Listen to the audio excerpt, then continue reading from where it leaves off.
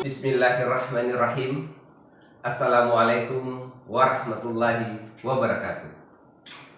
Berbicara soal khilafah, minimal ada 3 pemahaman konsep khilafah yang ada di muka bumi ini. Konsep yang pertama adalah kelompok orang-orang yang berusaha menegakkan khilafah, berusaha mendirikan khilafah sejak tahun 1924. Kurang lebih 97 tahun lamanya sampai sekarang mereka berusaha menegakkan khilafah. Namun apa yang terjadi? Mereka tidak pernah berhasil untuk menegakkan khilafah.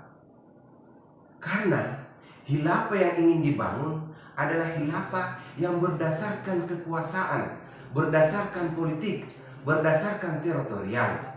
Nah, khilafah yang seperti ini tidak akan pernah bisa berdiri dan tegak di muka bumi ini.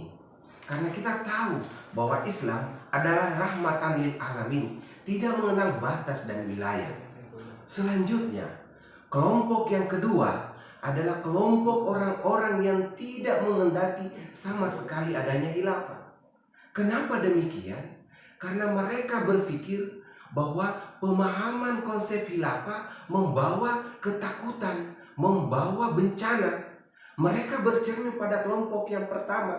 Kelompok yang pertama tadi tidak jarang menghalalkan berbagai macam cara untuk menegakkan khilafah.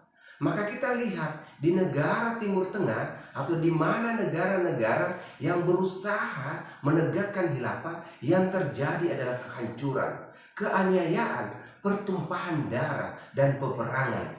Sama sekali tidak ada indahnya Islam, sama sekali jauh daripada Islam rahmatan lil alamin.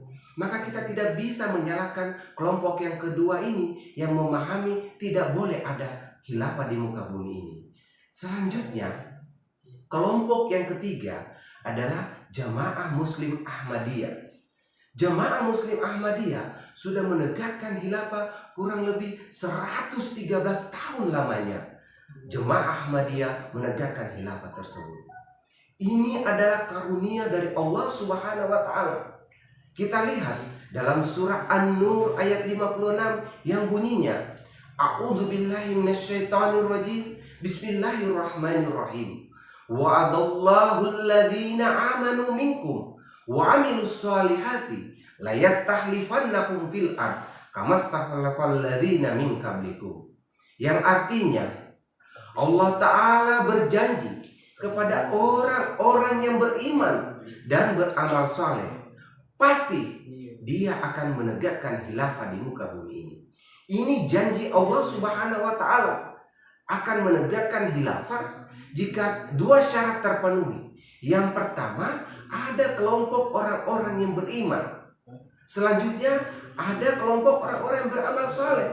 Lalu Allah Subhanahu wa Ta'ala sendiri yang menghendaki dan mendirikan khilafah tersebut, bukan kemauan manusia. Jika kemauan manusia sampai kapanpun tidak akan pernah berhasil untuk menegakkan khilafah tersebut. Namun harus ini menjadi kehendak Allah Subhanahu wa Ta'ala sehingga khilafah bisa tegak di muka bumi ini.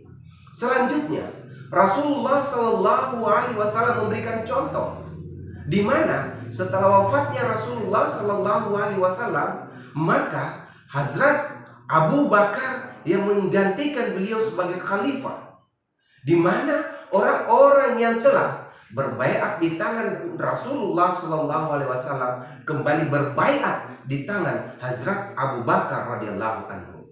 Setelah wafatnya Hazrat Abu Bakar radhiyallahu anhu, maka dipilihlah khalifah selanjutnya, yaitu Hazrat Umar radhiyallahu anhu. Setelah wafatnya Hazrat Umar radhiyallahu anhu, kembali dipilih Hazrat Utsman radhiyallahu anhu.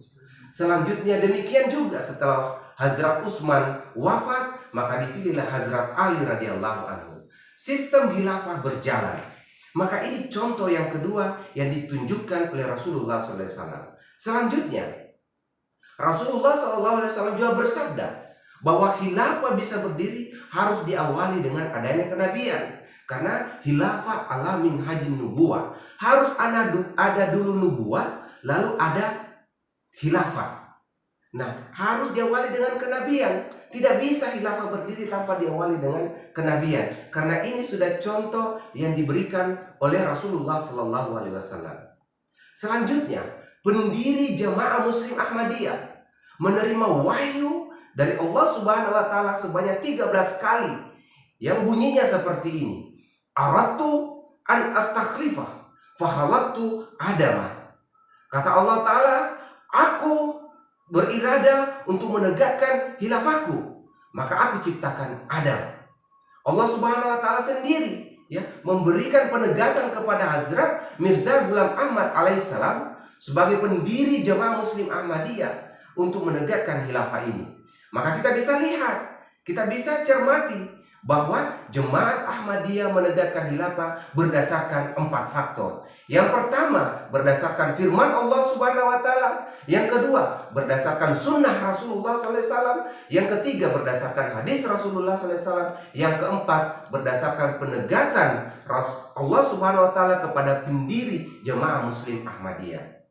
Mudah-mudahan ini menjadi motivasi buat kita untuk melihat kebenaran jemaat ini, bahwa jemaat ini berdiri berdasarkan tuntunan dan perintah Allah Subhanahu Wa Taala. Mudah-mudahan bermanfaat. Saya akhiri, wabillahi taufiq wal hidayah. Wassalamualaikum warahmatullahi wabarakatuh.